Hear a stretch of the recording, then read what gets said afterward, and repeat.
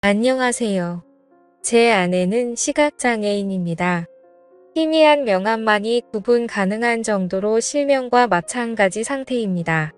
선천적 장애는 아니고 아주 어릴 때 교통사고로 인한 장애라고 들었습니다. 그때 사고의 후유증으로 한쪽 다리를 조금 절기도 하지만 이는 크게 보이지 않는 정도입니다. 결혼 전 아내는 장애인 단체에서 시각장애인 아이들을 가르치는 일을 했고 제가 대학생일 때 봉사활동을 갔다가 처음 만났습니다. 긴 생머리에 창백할 정도로 하얀 얼굴 잡티 하나 없이 빛나는 피부, 똑똑한 코, 앵두 같은 입술까지 화장 하나 안 한 얼굴인데도 너무나 예뻤어요.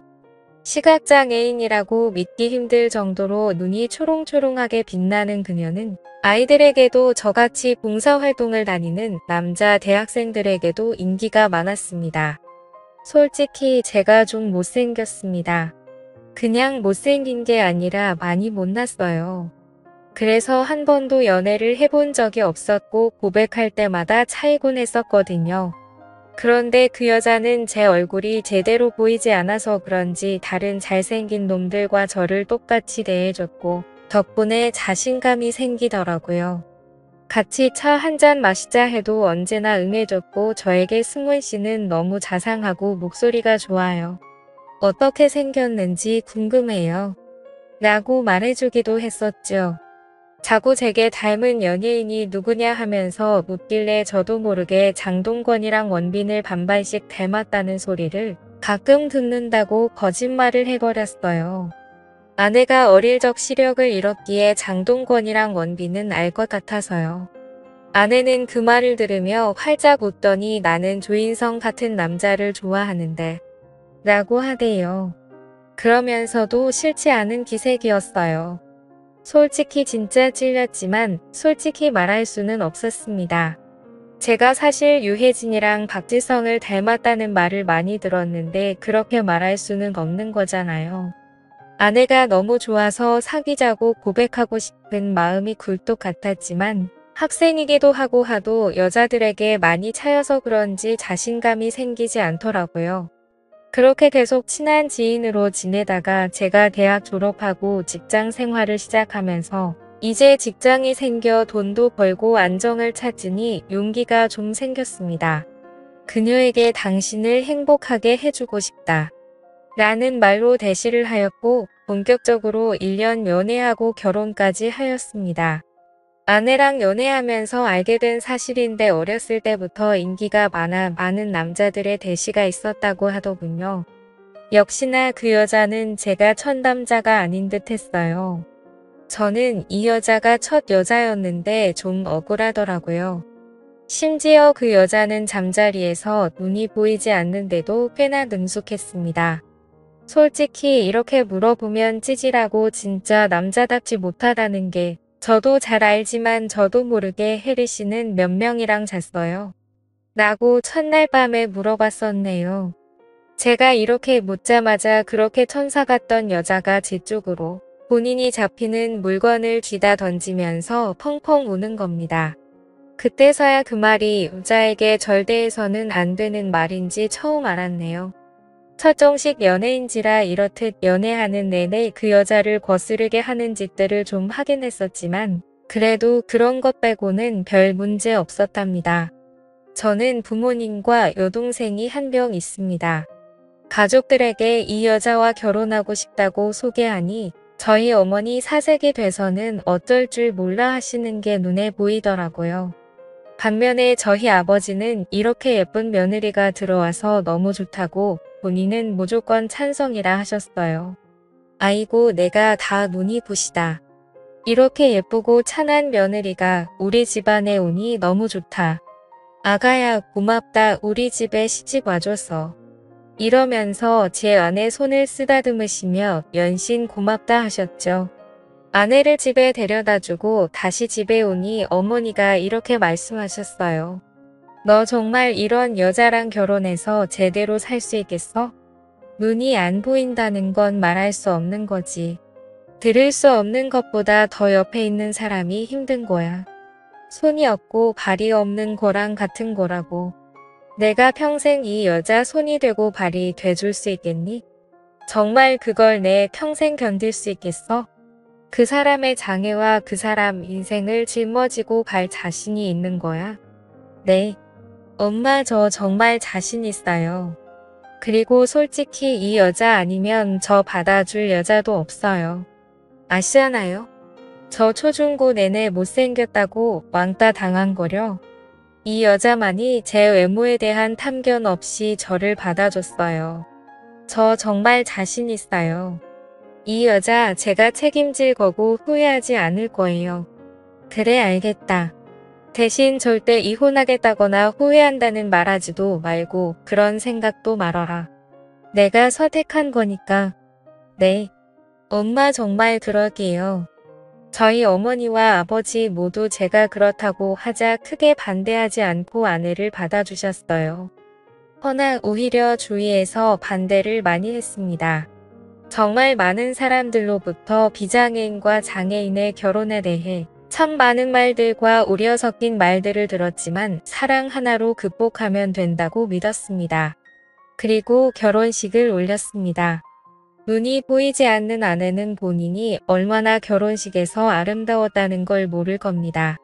정말 결혼식 내내 제 입이 뒤에 걸렸었네요. 원래도 예뻤는데 신부화장까지 하고 새하얀 드레스에 공주 같은 왕관까지 쓴 이 천사 그 자체였어요. 제 결혼식에 온 사람들 모두 연예인 결혼식에 온 것 같다고 말할 정도였죠. 결혼식 전에 혹시라도 실수할까봐 장인어른과 함께 입장 연습을 여러 번 해서 그런지 아내는 자연스럽게 신부 입장할 수 있었고 몇몇 아내가 시각장애인인 걸 모르는 지인들은 나중에 아내가 눈이 보이지 않는다는 걸 알고 엄청 놀랐다고 하네요. 그 정도로 아내는 겉보기엔 보통 사람들과 같았습니다. 신혼여행을 다녀와서 아내와 행복하게 결혼 생활을 하자고 다짐하고 약속했어요. 하지만 결혼 생활은 제 생각과 달랐습니다. 제가 아내에 대해 잘 모르는 상태로 결혼했다는 것을 깨달았습니다. 아내는 몸이 아니라 마음의 장애가 문제였던 사람이었습니다. 연애 당시 아내는 장애인에 대한 편견을 극복하고 싶다며 열심히 공부하고 자기관리를 하는 똑똑하고 당찬 사람이었고 밝고 명랑한 성격의 사람이었습니다. 그런데 한 집에서 살기 시작한 아내의 모습은 그와 거리가 멀었습니다. 아내는 아주 예민하고 신경질적이고 화를 주체하지 못하는 사람이더군요. 시각장애가 있다 보니 집안의 모든 물건이 정확히 제자리에 있어야 했는데요. 처음에 그 점에 대해 확실히 주의를 들었기에 조심하려 노력도 노력했지만 한 번씩 실수가 있었는데 그때마다 아내는 너무나 심하게 폭발을 했습니다. 맨 처음 폭발했을 때가 신혼생활 시작한 지 일주일도 되기 전이었어요. 항상 티슈를 두는 소파 귀퉁이에 손을 뻗었는데 티슈가 없었던 모양입니다. 막 비명 같은 소리를 지르기 시작했습니다. 놀란 제가 무슨 일이냐고 묻자 무슨 일이냐고 몰라서 물어. 티슈 두는 자리에 왜 티슈가 없어? 이 자리에 있어야 할 거 아니야. 이 정신 나간 놈아. 말귀를 못 알아들어. 이 짐승만도 못한 놈아. 너 말귀도 못 알아 처먹니? 뒷구멍을 찢어줘. 하면서 저에게 욕을 하기 시작했습니다. 정말이지 심각한 욕이었습니다. 정말 소름 돋는 욕들을 공중에 질러댔습니다. 아내의 그런 모습은 처음 봐서 저는 얼어붙어 아무 말도 할 수 없었습니다. 그러다가 소파 아래에 떨어진 티슈를 발견하고는 혜리야 그만 좀 해. 티슈 내가 옮긴 게 아니라 내가 움직이면서 떨어진 것 같아. 여기 바닥에 떨어져 있잖아. 내가 건드렸나 봐. 라고 말했는데 내가 눈 안 보인다고 거짓말을 해. 나를 갖고 노니까 좋아. 하면서 1시간에서 2시간 사이 정도 계속해서 욕을 해댔어요. 바닥에 발을 굴러대며 화를 주체하지 못하면서 말이죠. 아내를 간신히 진정시킨 후에 대화를 했습니다. 이제부터 물건 제자리에 두는 것에 더 신경을 쓸게. 대신 혜리 너도 욕하거나 소리 지르는 이제 하지 마. 알겠지? 알겠어 승훈 씨. 하지만 그 뒤로 이 같은 일들은 자주 긴 번이 일어났습니다. 주로 집안일은 제 담당이었어요. 밥 청소, 빨래, 쓰레기 버리기 등등. 가끔 아내가 돕는 건 빨래 개기, 이불 개기, 간단한 집 정리 정도였고요. 승원 씨 주방에는 불과 칼이 있으니까 위험하잖아. 결혼 전에도 몇 번 다친 적이 있어서 무서워. 하고 아내가 말하기에 제가 부엌일을 자처했고 아내가 청소를 하려 해도 간단히 쓰레기통에 쓰레기를 넣는 것 외에는 제가 도맡댔다고 했고 빨래는 오염의 정도를 잘 구분하지 못해 힘들다 하기에 제가 담당하기로 했었던 거죠. 당연하다 생각했고 큰 불만도 없었습니다. 아내는 처음에는 너무 고맙다며 천사를 만났다며 행복해했습니다. 저 또한 환하게 웃으며 고맙다고 말하는 아내의 얼굴을 보며 행복했고요. 솔직히 내 팔자에 이렇게 아름다운 여자랑 한 지붕 아래에서 사는 것 자체가 대박이란 생각만 들었네요. 그렇기에 사랑으로 모든 걸 품을 수 있다 생각했었죠.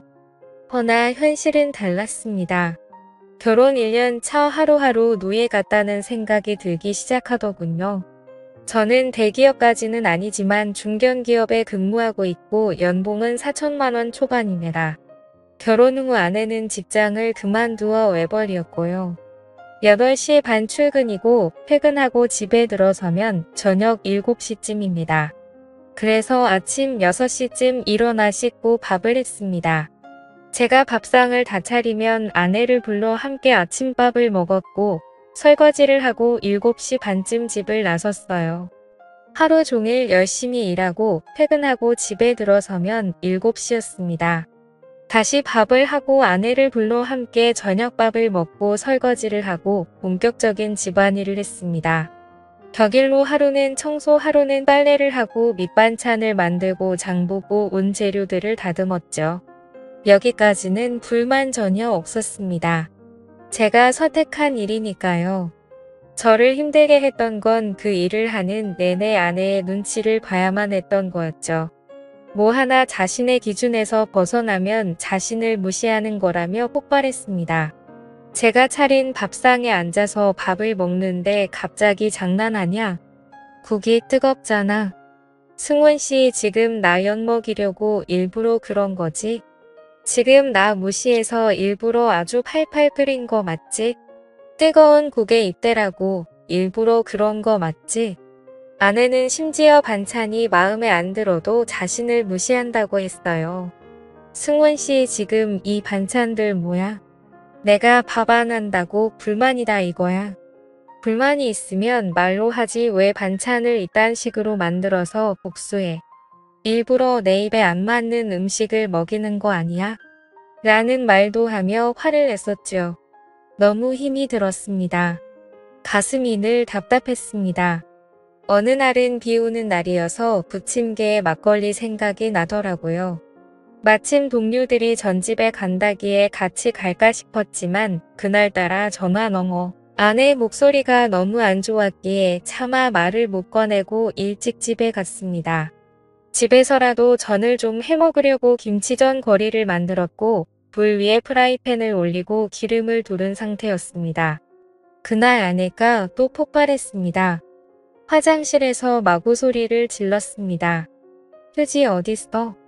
휴지가 어딨냐고. 야 이 새끼야 귓구멍 막혔어? 휴지 어딨어? 라면서요. 제가 실수로 두루마리 화장지를 채워 넣는 걸 잊은 겁니다. 저는 불 위에 프라이팬을 둔 상태로 뛰어가 휴지를 가져다 주었습니다.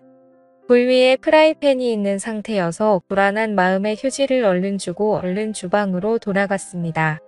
그리고 프라이팬을 체크하며 불을 조절하는데 갑자기 등 뒤로 휴지가 날아왔습니다. 휴지는 프라이팬에 맞았고 프라이팬이 뒤집어지며 뜨거운 기름이 사방으로 튀었습니다. 본능적으로 피했지만 결국 전 발등에 큰 화상을 입고 말았네요. 아 여보 나 지금 발등에 화상 입었잖아. 뭐 지금 당신 아픈 게 더 중요하다 이거야. 내가 기분 나빠 있는데 충분히 사과하지도 않고 왜 주방으로 가? 더 처먹는 게 나보다 더 중요하다 이거야. 당신 지금 날 무시하는 거야. 냉큼 주고 돌아간 건 날 무시하는 행동인 거 몰라? 그래도 여보 나 지금 너무 아프단 말이야. 프라이팬이 뒤집어지면서 기름이 내 발에 쏟아졌다고. 그게 내 탓이라는 거야. 그게 당신이 놔두고 달려가서 생긴 일이니까 당신 탓인 거잖아. 그때 이혼을 해야겠다고 결심이 섰습니다. 그래서 이제 도저히 당신과 한 집에 살아가기가 힘들다. 이혼하자. 했더니 집안의 모든 것을 부수며 소리를 지르기 시작하더군요. 그러더니 갑자기 저희 아버지에게 전화를 해서 아버님 지금 승훈 씨가 저한테 이혼하자고 해요. 저 어떻게 해요? 하면서 흐느끼는 겁니다. 아버지가 신혼집이 불편하면 본인이 보살펴 줄 테니 시댁으로 오라 했나 봐요. 갑자기 짐을 저보고 싸주라 하대요. 그날 아내를 본가로 보낸 뒤 아버지 어머니한테 엄청나게 혼났어요. 이혼 이야기 절대 안 하기로 해놓고 뭐 하는 짓이냐고. 이렇게 책임감 없는 놈인 줄 몰랐는데 실망했다고 말이죠. 저는 그날 혼자 신혼집에서 잠을 자며 많이도 울었습니다. 하나밖에 없는 아들 앞으로 아내 보호하는 일을 최우선으로 삼고 살아가겠다는 말에 마음 아프셨겠지만 믿고 허락해주신 부모님이신데 실망시킨 것 같아 너무 죄송했어요. 그때 그 마음으로 시작했는데 1년 만에 무너진 내 자신도 바보같이 느껴졌고 아내를 제대로 감싸주지 못한 것 같아 미안했습니다. 어찌해야 하나 괴로웠어요. 아내에게 다시 가서 사과해야겠다.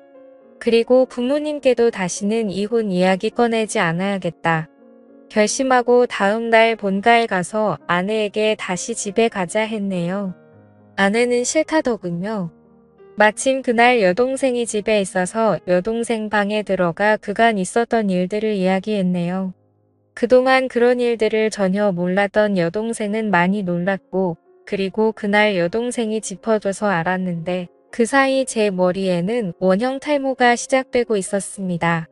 저의 스트레스를 이해한 동생이 여자 대 여자로 한번 이야기를 해보겠다고 했습니다. 그날 본가에서 저녁 식사를 했는데 그 자리에서 여동생이 새언니 말 꺼내기 힘든 일이지만 언니에게 부탁이 있어요. 라며 말을 꺼냈습니다. 아내를 비롯해서 부모님 모두 무슨 일인가 궁금한 기색이었죠. 제 여동생은 조곤조곤 새언니 두 사람 사랑하며 시작한 결혼 생활인데 서로 조금씩 양보하고 맞춰가며 살아야 하지 않겠어요? 이렇게 감정 상한다고 시댁에 오는 건 좀 아닌 것 같아요. 도와줄 일이 있으면 저에게도 알려주세요. 제가 도울게요. 라고 이야기했습니다.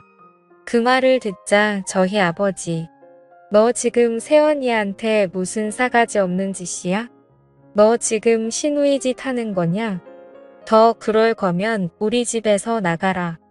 감정 상한다고 온 게 아니라 내가 오라고 한 거다. 라면서 엄청나게 언성을 높이시더군요. 그걸 듣던 제 여동생이 아빠 지금 나 정말로 최대한 예의를 갖춰 해결책을 찾고자 이야기한 거잖아.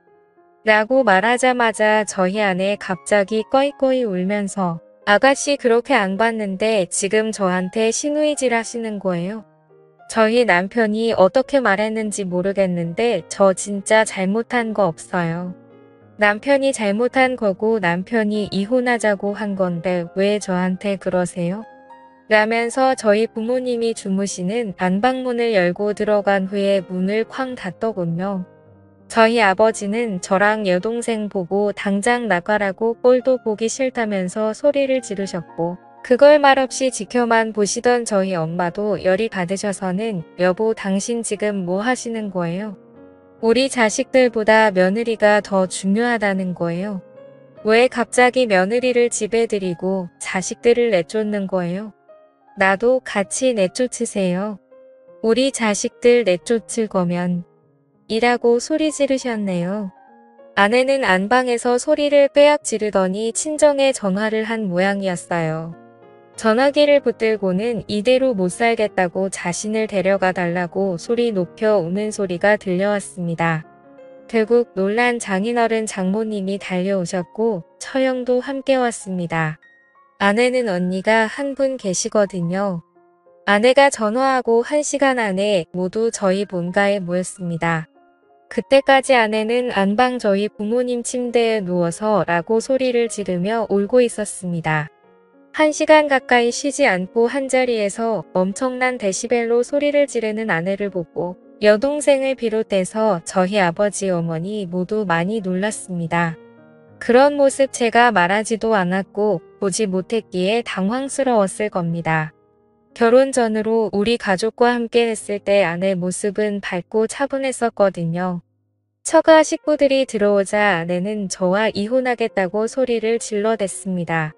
장모님과 처형이 감싸 안으며 아무리 달래도 좀처럼 진정이 되지 않았어요. 처형이 저에게 뭔가 대화를 하려 했지만 아내가 워낙 불붙은 날뛰는 상황이라 대화가 되지 않았습니다. 결국 장모님과 처형이 아내를 데리고 밖으로 나갔고 장인어른만이 남아서 저와 10분 정도 대화를 나누고 돌아갔습니다. 무슨 일인가 묻기에 그동안 아내의 폭언에 시달렸고 며칠 전엔 물건을 집어던져 기름에 화상까지 입었으며 이것 또한 내 잘못이라며 사과조차 없다.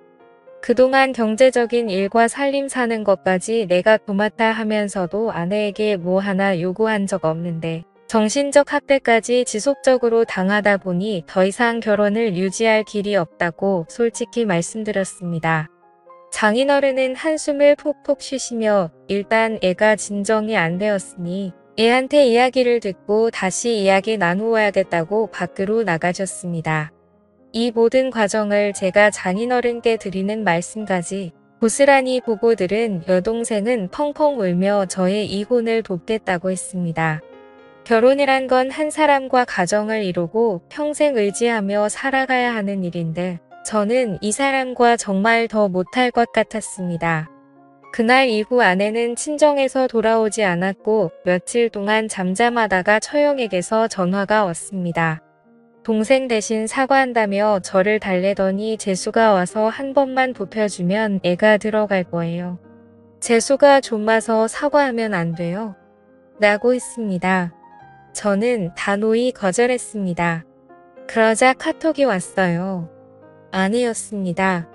아내에겐 시각장애인 전용 컴퓨터가 저희 신혼집과 처가에 한 대씩 있었거든요. 그걸로 카톡을 한 모양이었어요. 저에게 승훈 씨가 와서 무릎 꿇고 싹싹 빌기 전까지는 돌아갈 생각 없어요. 라고 하더군요. 아내의 메시지가 제 폰에 들어왔다는 것조차 끔찍하여 당장 지우고 싶었지만 이제 이혼을 생각하기에 다 증거가 될까 싶어 남겨두었습니다. 정말 마지막 전까지 다 떨어진 것이 느껴졌습니다. 결국 죄스러운 마음으로 부모님께 알리니 어머니는 내가 좀 그렇다면 이혼해라 라고 하셨고 아버지는 이혼은 절대 안 된다. 내가 잘못한 거다. 그렇게 참하고 예쁜 애가 오죽하면 그렇게 꺼이꺼이 울었겠니? 우리 집에 데려와라. 내가 잘 달래서 설득하마. 라고 하셨어요. 처가에서는 어떻게든 다시 저희 사이를 붙이려고 노력하셨는데 아내는 제가 사죄하기 전까지 절대 용서하지 않는다고 카톡만 보냈습니다. 그러면서도 법원에 같이 가자는 말에는 답이 없었습니다. 아버지는 저에게 시각장애인인 불쌍한 아내를 버리는 남편쯤으로 매도하시더군요. 제게 일어난 1년간 노예살이 같았던 신혼생활을 하나하나 말씀드려도 참한 우리 며느리가 그럴 리가 없다고만 하셨어요. 정말 너무나 끔찍했습니다. 아내의 연락도 아버지의 연락도 너무 싫었어요. 그래서 핸드폰을 끄고 며칠 생활을 했네요. 그러던 어느 날 갑자기 어머니가 저희 신혼집에 찾아오셨습니다. 어머니가 무슨 일로 저희 집에 오신 거예요? 라고 물으니 아무 말도 안 하시고 한숨만 푹푹 쉬시는 겁니다. 무슨 일이냐고 아무리 물어도 이 아빠 제 정신이 아닌 것 같다. 라는 말만 반복하셨습니다. 알고 보니 제가 연락을 안 받고 있던 그 며칠간 많은 일이 있었더군요. 정말 저희 아버지가 자꾸 아내를 설득해보겠다고 아내를 본가로 불렀고 아내랑 저희 아버지랑 많은 이야기를 나누었다고 합니다. 그걸 보면서 저희 여동생과 아버지가 큰 마찰이 있었나 봐요. 결국 아버지가 저희 여동생에게 이라는 말과 함께 내쫓으셨고 그걸 보던 저희 어머니가 화를 내며 같이 나가라면서 욕까지 하셨다네요. 저희 아버지가 원래 불같은 성격이라 저희 어머니가 평생 참고 사셨는데 며칠간 아버지가 아내와 꼭 붙어서 이것저것 챙겨주시고 손과 발이 되어주시면서 저희 어머니에게는 평생 안 하던 행동들을 하시니 꽤나 어머니가 열이 받으셨나 봐요. 그 꼴도 보다가는 병들어 죽을 것 같아서 저희 집에 오신 거였어요. 처음 저희 아내를 봤을 때부터 워낙 저희 아내를 좋아하셨고 며느리 사랑은 시아버지라는 말이 있으니 저는 그쯤으로 생각했었는데 저희 여동생과 어머님에겐 그렇게 하면서 저희 아내에게만 그렇게 살갑게 구시는 아버지가 제가 보기에도 정상은 아니었어요. 아내와 이혼을 결심했다는 거 아시면서도 굳이 아내를 설득하겠다고 그러시는 것도 이상했고요. 저는 어머니께 엄마 제가 오늘 집에 가서 아내 친정으로 보내고 이혼하려고요. 라고 했더니 어머니가 쉽지 않을 텐데 하시면서 걱정하시길래 걱정하지 말라 하고 집에서 나왔습니다. 본가에 가서 현관문 비밀번호를 치고 과실에 들어섰는데 아무도 없는 듯 조용하더군요. 분명 현관에 아내 신발과 아버지 신발 둘 다 있었거든요. 그래서 아내가 지낼 만한 여동생 방에 들어갔더니 아내가 없었습니다. 저희 본가가 안방을 제외하고 작은 방이 3개인데 나머지 2개의 다른 방들을 열어봐도 아내가 없었어요. 이제 있을 만한 곳은 안방뿐이었습니다. 안방에서 둘이 대화를 하고 있나? 싶었는데 생각해보니 대화 소리가 전혀 나지 않는 거예요. 그래서 안방문에 귀를 대봤습니다. 그랬더니 대화 소리 같은 게 들리더군요. 아버님 이렇게 하면 될까요? 그래. 나는 그게 좋다. 뭐 이런 소리가 들리더니 한동안 조용했어요. 그리고는 저희 아버지의 이상한 소리가 들렸습니다. 그리고 저희 아내의 소리도 연달아 들렸네요. 그런데 아무리 생각해도 제 머릿속엔 이상한 생각만 들더군요. 이거는 정상적인 대화가 아니었어요. 아닐 거야 라고 생각하고 안방문을 확 열어버렸습니다. 그리고 저는 제 앞에 펼쳐진 장면을 보고 저는 아무 말도 하지 못하고 하늘이 노래졌습니다. 그렇게 문소리를 듣더니 제 아내는 누구야? 라는 소리를 했고 저희 아버지는 너 지금 뭐 하는 거냐? 하면서 오히려 저에게 언성을 높이더군요. 그제야 아내가 상황 파악이 됐는지 황급히 막 주변을 더듬더듬거리더라고요. 저는 결국 아무 말도 하지 못한 상태로 그 자리에서 나와서 집으로 왔고 어머니가 무슨 일이냐고 묻는 말에 아무런 말도 하지 못했습니다. 그리고 지금 일주일 정도 지난 상태인데요. 솔직히 이제 어떻게 해야 할지 모르겠어요. 이혼 소송을 시작하면서 제가 본 이야기들을 어머니나 여동생에게 말할 자신도 없네요. 상처만 줄 게 뻔하니까요. 달라질 건 없고요. 이럴 때 전 어떻게 해야 할까요? 아내에게 연락했더니 본인은 절대 이혼할 생각이 없다네요. 네가 어떻게 그럴 수 있냐? 하니 본인이 뭘 잘못했냐고 오히려 적반하장이었어요. 제가 증거가 없는 걸 알고 있는 것 같더군요. 저희 아버지에게는 차마 연락하지 못하고 있습니다. 진짜 그날이 꿈만 같고 거짓말 같아서요. 차라리 지금 제가 하는 말들이 다 자작이고 거짓말이었으면 좋겠네요. 아직도 눈만 감으면 그날 일이 생각나고 힘이 드네요. 저 이제 어떻게 해야 할까요? 현명한 조언 댓글로 부탁드려요.